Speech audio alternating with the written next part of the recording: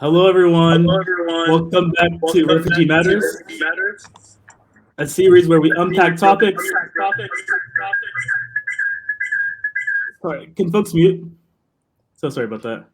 Hello, everyone. Welcome back to Refugee Matters, a series where we unpack topics that impact folks of the refugee experience in the U.S.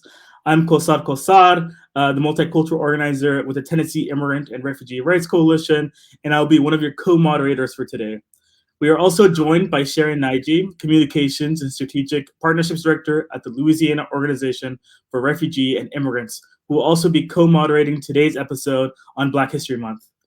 During this Refugee Matter segment, our speakers will discuss the intersections between Black identity and the refugee and immigrant rights movement, as well as what advocates can do to center Black immigrants and refugees in the movement.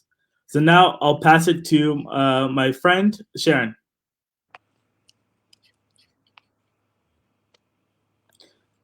Thank you so much, Koza. It's really great meeting you all today. And actually, you all are welcome to this series of Refugee Matters on Black History Month. And we are so happy to have our speakers today will be joining us on an open panelist discussion, an open dialogue discussion. We have Miss Ramla Emni and Miss Sarah Louise Ayo. Thank you all for joining us today. We are glad to have you here, and we hope the community and the public will be able to learn a whole lot from Black Lives Matters and also including the immigrant community. Thank you all. Kosa, please. Yeah, just one correction. It's Fartun Wali. Ramla wasn't able to join us, but Fartun is here with us, so we're very, very happy to have her here today. Okay. Um, so yeah, I guess, do you want to start off with the question of introductions, Sharon? I thought you were going to start with that. Oh, I guess I can do. I can do it. So yeah, welcome speakers. Thank you all so much for being here. We're very very excited to be having this necessary conversation with you all, especially during Black History Month. And so, if maybe folks can just start by introducing yourself, the organization you're a part of, and the work that you do. And I'll maybe Hi. start with Sarah. Go for er, it. Hi, everyone. I'm excited to be here today. My name is Sarah Louise Ayo. I am originally from South Sudan. I came to this country as a refugee. I work for Louisiana Organization for Refugee and Immigrants, part of uh, the immigration um, legal department team. Sorry, and I also do the policy and advocacy. Wow. Yeah, and I Okay, thank you, Sarah. yep, and I'm for two. Well, I know Ramla's supposed to be here, but she couldn't. So I'm filling in. My name is Fartoon Wali. I'm Somali American. I live in Minnesota. I came to America end of 1999, so I call myself Y2K immigrant or refugee. I do lead an organization called Isuron, which in Somali means independent women or women who can take care of herself. But we know women will not take care of themselves unless their family is healthy and happy. So Isron does serve Somali women and their families, and I'm so excited to be part of the Well All America and Refugee Matters. Thanks. Thank you so much, Fatu, and thank you so much, Miss Sarah Ayo, for introducing yourself and your organizations.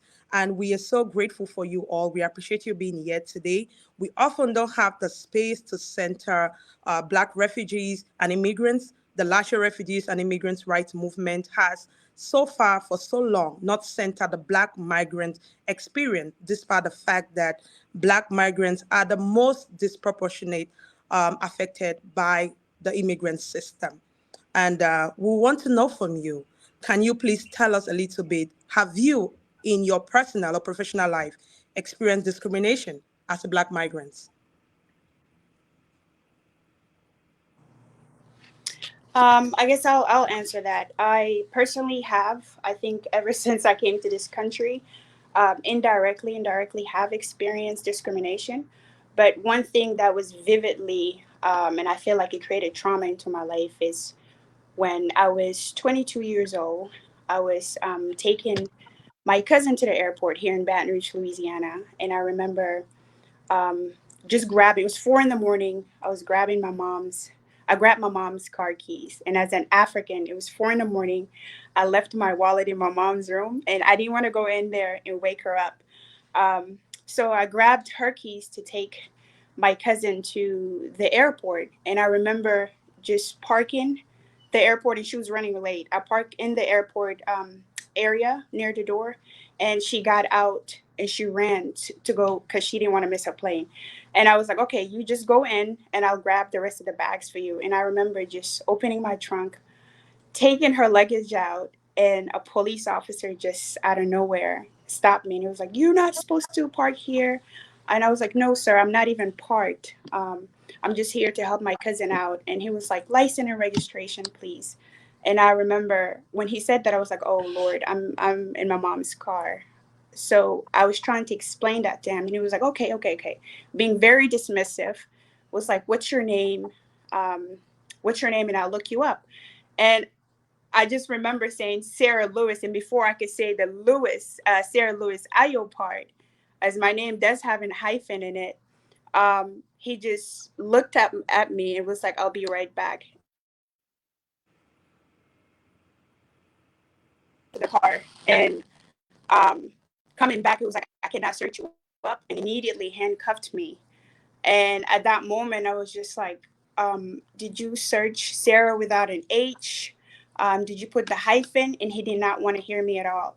And he just put me in the car. And at that moment, I was just like, I can't believe this is happening to me, you know? And I just looked to the side, and I remember seeing that a few of the ladies just took their cameras out to record what was going on. And thankfully, I don't know if it was God or whatever, there was a South Sudanese person working in that airport. And I remember him immediately calling my mom. It was like 5 in the morning. And then at 6:15, my mom came. And with just that span of him handcuffing me 4:30 to 6:15, it was a lot of, I knew I was dealing with a racist cop. I knew I was not going to get out of this. Um, I was not going to get out of this situation with me being okay. But I remember telling myself, like, speak up. You know you're right. Speak up. Speak up. And I remember telling him, you need to search my name again. What you have done is wrong. You're not supposed to arrest me or put me in a car just because you cannot find me. You have nothing for me. You cannot even look me up. So why is that okay? And I remember him calling his colleague over, and they were just, I guess, laughing about the situation as I was crying. Like, they're laughing at me. And I remember one of the police officers was like, "Well, where are you from? Because, you know, you crying, you can't believe this has happened to you." And he's hearing my accent as well.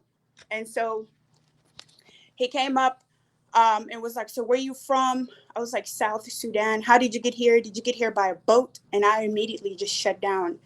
And as my mom came over and gave him the right information, he let me go. And I remember that was the most traumatic experience, one of the traumatic experiences with the police that I have encountered.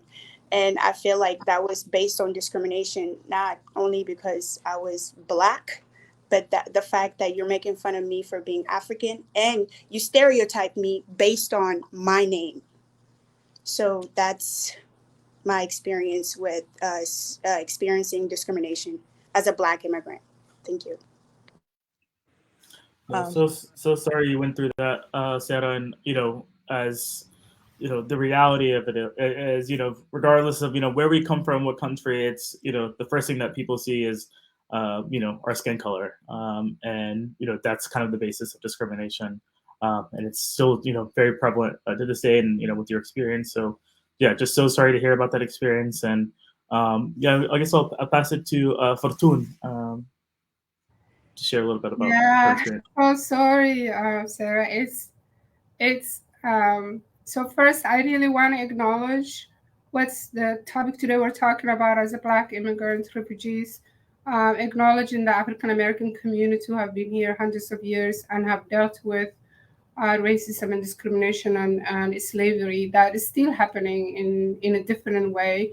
So what you've experienced and what I will talk about experience is tiny thing, but imagining having that happening to every day and every piece of your life. So First, I want to say on behalf of all of us, Black immigrants, Black refugees, to the African American community, we're grateful for anything and everything that you have done for us. And without you, we would not be standing. However experienced matters, we did not experience what you have experienced. So I want to acknowledge that on that end.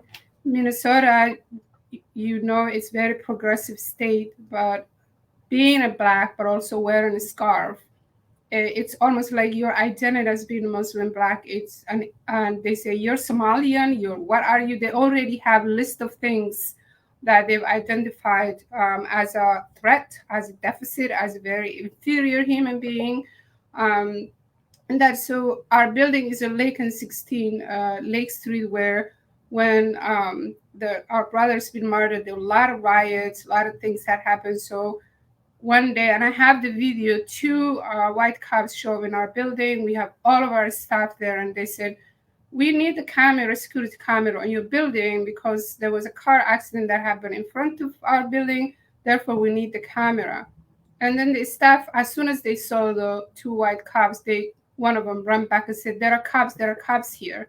You can tell the trauma of just seeing a cop coming into our building, how our staff were scared. So I went in and I said, what is going on?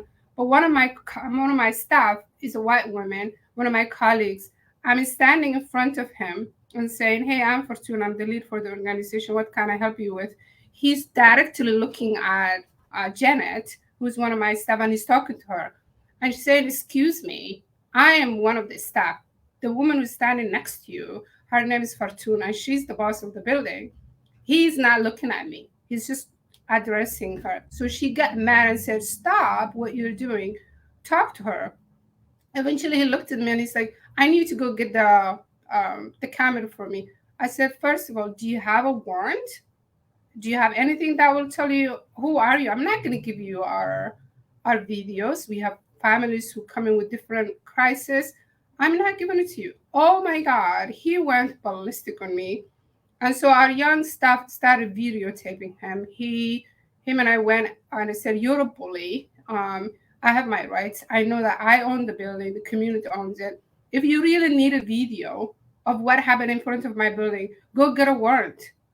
And then he said, well, so-and-so give it to us. And so-and-so, he just listed all these big mainstream organizations. And I say, yeah, they do. But did you treat them when you come to their building the way you treated us? And he said, well, it doesn't matter. You need to give it to me. I said, you can get lost. I'm not going to give it to you. So he left. And then so all of us, like 90% of us Black women in the building, started sobbing. And at that point, I realized how powerless you can feel and the police can make powerless. Long story short, I called the Attorney General's office. I complained. We have the video. And that's that. He came back with a warrant. And then another police officer came with. The bully was not allowed to come to the building, I guess. But that's it. So the trauma of what that guy did and how dismissive and how bullying behavior, he just assumed we can just give our data because we're refugee or immigrant, was really very, very traumatizing. But we use the system and our relationship to get back at him. And that's right now, that's where the story is. But we have a lot of stories, I'm sorry to say it. No, thank you so much, Fortune. And, it's, this story is all too familiar. Intimidation, by police officers, by seeing kind of, the color of our skin or, what we're, what we're wearing. Like, for example, in your case, the hijab and how that makes you visibly Muslim. And so this is, something that's all too familiar in our communities and their experiences. And so I'm just, so sorry to hear about that. But no, thank you all. Thank you both for sharing that, those personal stories.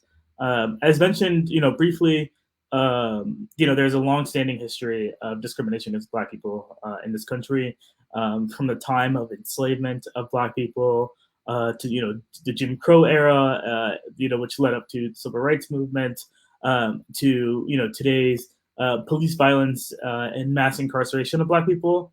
I think as someone who's based in Tennessee, you all probably have seen in the news what's happened in Memphis, Tennessee, where Tyree Nichols, a young black man, at, I believe, the age of 24, was violently assaulted and beaten by police officers, and it resulted in him succumbing to those injuries and dying from that, and was murdered by five plus cops. I think the list is like growing of like all the people implicated in this. But just seeing that video, seeing what's happened, to people, black people like George Floyd, where the whole world was quiet and saw that video, to Sandra Bland, Trayvon Martin. We saw even with I believe last year with Patrick Lyoyo from Grand Rapids, first generation Congolese refugee who was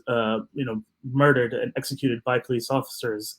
That our identities as Black people, our identities as immigrants, it's something that's not welcoming, something that's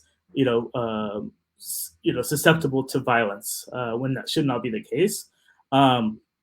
But in addition to police violence and mass incarceration, Black immigrants and refugees have been criminalized by our immigration legal system, resulting in higher arrests, higher detention, and deportation rates.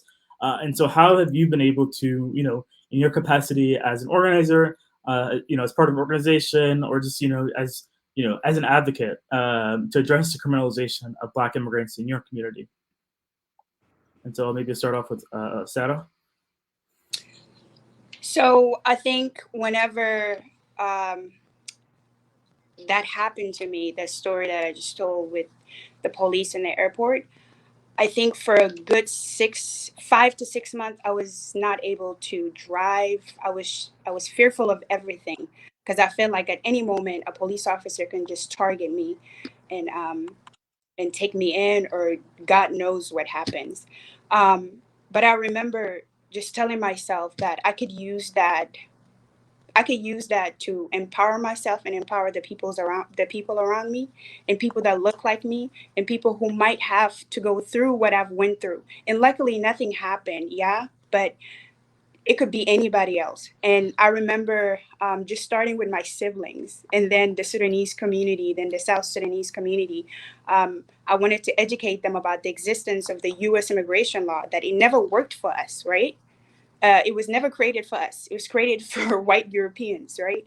Not for Black people, and how we are likely face double rates of like incarceration rate, or even when we go into detention, that the how the immigration enforcement, how the majority of people who go into like confinements are Black people, and I do believe that even in 2019, when I was doing my research, that Africans were the highest people to be deported, and that's something my communities, they did not know. Although I'm a refugee, yeah, and I feel like there's certain privileges that comes with being a refugee than an immigrant or African immigrant.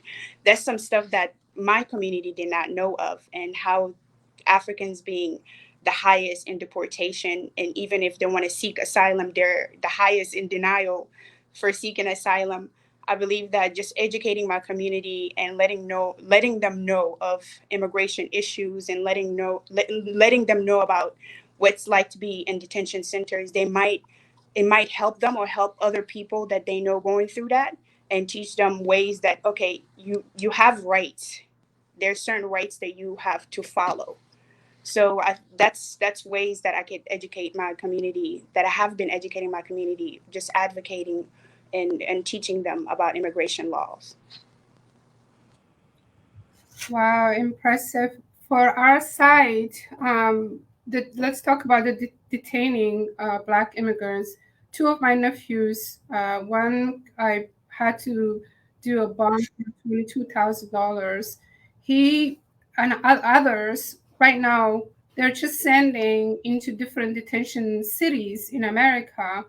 And I found out when these Black immigrants, especially a Black African immigrant male, are in these detentions, and the government pays, according what the guy that was working on the bonding told me, these detention centers get $300 a night by keeping those individuals in in those detentions. So it's a business. So my argument for getting my nephew out was, I can clothe him, I can feed him, and I can keep him safe. Why do you want to keep him in detention center?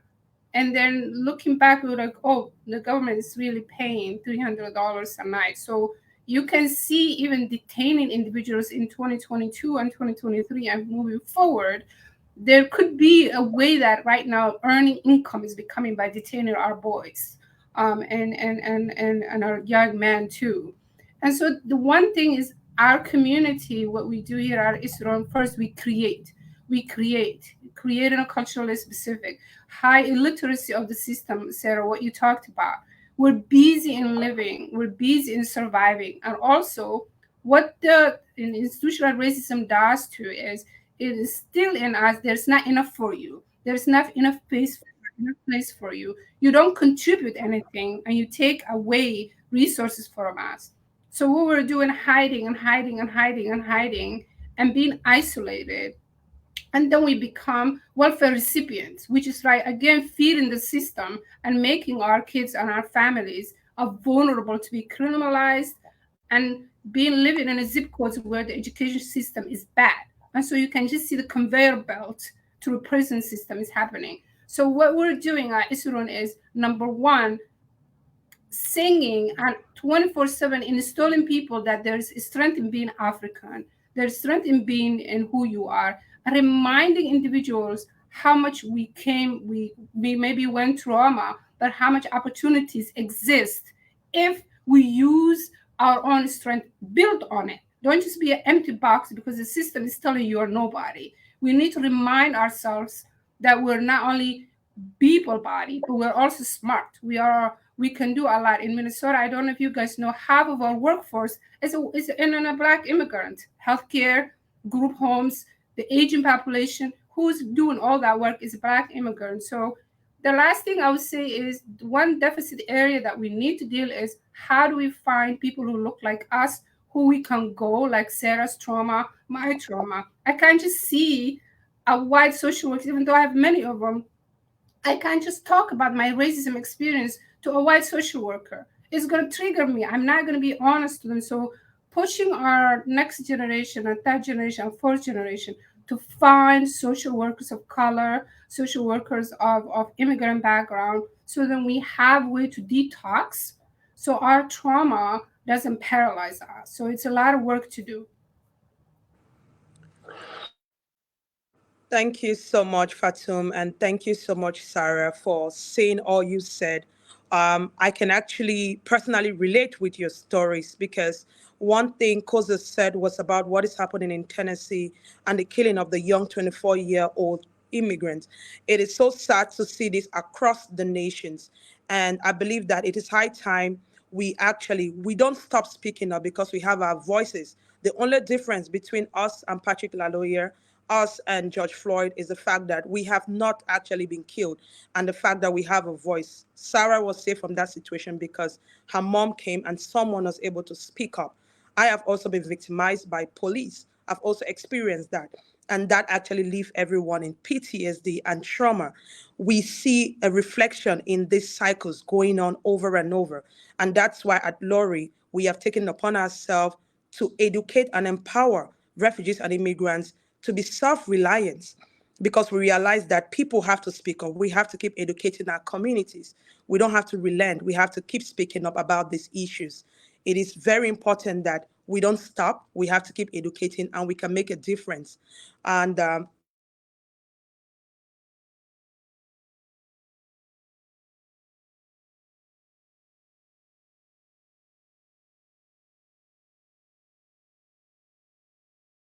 adding great value to the society and adding to the GDP of this economy. So if we are adding to the GDP, we are adding to the numbers, and we are adding value to this economy. We are supposed to be seen, and we are supposed to make a difference by becoming more welcome, and we are supposed to be acceptable. We are not supposed to be asking for it. That difference has to be initiated in every aspect in our economy. With that being said, now that we've talked about the issues facing our communities, what are some solutions to dismantle anti-Blackness in our refugees and immigrant communities? I don't know if Sarah wants to go first, or Fatum, you guys are free. I'll go first. I feel like the solutions that we could do to dismantle this anti-blackness and refugee and immigrant communities. I know it's gonna. I wish we can eradicate the whole ideas of the systematic racism that we live under, right? But I feel like through this, what we do in engaging with dialogues, I think we can find solution.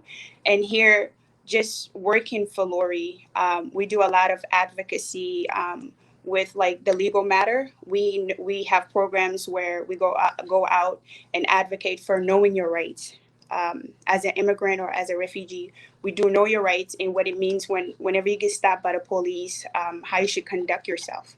And one thing that always stick in my mind is by this black writer W.E.B. Du Bois or Dubois. I remember him talking about this double consciousness where you see yourself as yourself and then you see yourself from their lens, right? But having communities or having organization like Lori or the organization that you guys part of that educate people, that know let immigrants, let black immigrants know of their rights. I think it's ways to dismantle the whole ideas of anti-blackness because it's a system that's been set up to destroy us, right? So just educating our people and teaching them about how to conduct yourself, I feel is ways to dismantle those ideas and making sure that in spaces where there's immigrant talks where they're talking about immigration laws, that black voices should be heard, black voices should be the center because black black immigration issues are immigration issues, period. There's no way around it. So that's to say the least. Thank you. That's amazing. From where I stand, I think we can't just look at the system. I'll be the devil's advocate. So we know where the system is. African American, their allies, the whole world was trying to dismantle racism. And so the only way, that at least there are many ways, but again, I believe in setting the foundation. I think we as a Black immigrants have a problem. And one of the reasons problem exists because we came from war, we came from different crises. We ourselves think about deficit. We have, most of us, not everyone, but most of us think about deficit based. They think there's, because the system and the people who run are telling us there's not enough for you. We don't really know. You need to use this program. The program was never created to advance us. It's just keeping people where they are. As long as we're entertained, we're in that conveyor poverty list. So we as an Africans have responsibility to go back and build our own foundations, our identity, our culture. We also need to think about abundance thinking, not like scarcity mindset. And I see many African, it's not only African clique, but I'm going to talk about African community and African leaders.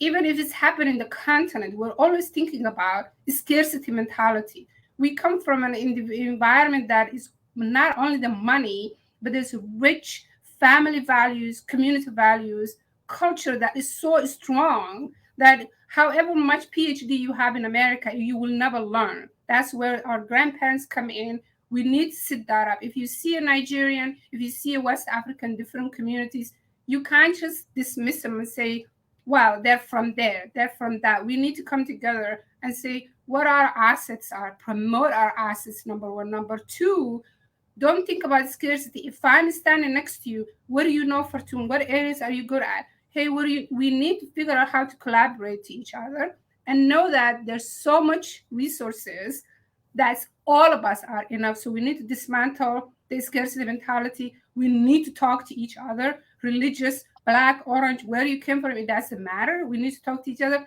And the third thing is do a research, economic research of how much as a Black immigrants were contributing to the estate tax. Because if the message is, hey, you're using our estate dollar tax and you're using someone else's tax, but our money and the contribution we make to each state is not being claimed by us because we never research or we don't have the ability to say this is $18 million, $8 million that Somalis only contribute by just tax, not even buying power, not the housing. If no one is telling our story and our strength, we're always going to be at the bottom. So build a relationship. Don't think about the scarcity mentality. Let's research and get our own economic professors, individuals, which we have many of us, say how much value we bring into the state and build our power. That's really where I see. Then once we have our solid ground on it, we can just build on it and then say, how can we dismantle? But as long as the message of the scarcity mentality is coming to us and is dividing us, we have no, I hate to tell you the bad news. I've seen it every day happening. Abundance mindset, seeing each other as not a competitors, but brothers and sisters, then we can think about how do we dismantle racism. Oh, thank you so much, Bartur and Sarah. No, y'all brought up really, really great points. Just about the need for unity, the need for our communities to kind of stand together, and then also I think as we've seen within the movement itself, for the longest time, Black immigrants, Black refugees, we weren't we weren't centered. We weren't considered when it came to policies. We weren't decision makers when it came to policies that would affect us or any decisions that would affect us. And so it's past time that we're the ones leading this movement, leading this work, because as we mentioned and you all really beautifully outlined, is we're the Black immigrants, Black refugees are the ones who are at the forefront, who are the ones bearing all the the brunts of anti-Blackness in the immigration system, and so it's important that if we're gonna continue as a movement, continue as an immigrant and refugee rights movement, we have to think about I think about this quote of liberation for Black people is liberation for all. If you're fighting for the rights of Black people, you're fighting for the rights of all.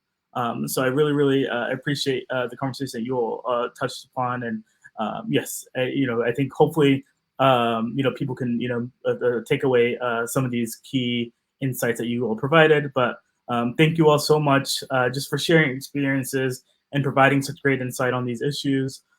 We hope that the people watching were able to get a better understanding of the issues facing Black immigrants and refugees, and will leave with a mission to center Black people in the movement. And I hope that this is not the only time that you all have this conversation. That this is not this is not the end. That you continue to have conversations. If you're with an organization that advocates for immigrant and refugee rights, are they centering Black Black people in that conversation? Are you making a priority to talk to your family members, your communities about anti-Blackness in the communities and how to unpack that and dismantle it? We hope that you all can take away from that, and this is a call to action to center and support our communities. Sharon, I don't know if you have anything else to say at the end. I believe you said it beautifully well, that indeed this is a call to action for us to be a voice and advocate towards our communities. It's actually, it has been passed on to all of us. No one is left out. Everyone should advocate in their various communities. And together, I believe that we can do beautifully and powerfully well together. Let's uplift our voices and keep rising issues about Black matters and immigrant issues. We shouldn't stop. This is just the beginning of many beautiful things to come. Thank you again for actually being here with us and for educating the community and sharing your views about Black matters. We thank you for coming. We appreciate you. And we hope our audience had an amazing time learning. And also, you're going to take some thoughts back home about this issue and educate their various communities. And we can keep uplifting Black matters as we move. Thank you so much for coming. Thank you for having us. Thank you. See ya. Happy Black History Month. Happy Black History Month. Keep it up. Bye. Ciao. Bye.